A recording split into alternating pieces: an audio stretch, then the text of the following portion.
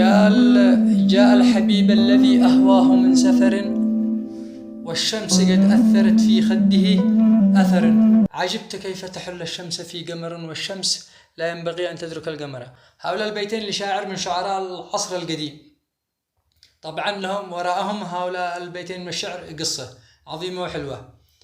الشاعر هذا كان له زوجة جميلة جدا، سافر مع زوجته وخرجوا يعني في رمال الصحراء، ومن شدة حرارة الشمس تغيرت ملامح وجه زوجته وشحب لونها. فعندما وصل نظر إليها قال: جاء الحبيب الذي أهواه من سفر، والشمس قد أثرت في خده أثر. عجبت كيف تحل الشمس في قمر، والشمس لا ينبغي أن تدرك القمر. عجبت كيف تحل الشمس في قمر، والشمس لا ينبغي أن تدرك القمر. سلامتكم.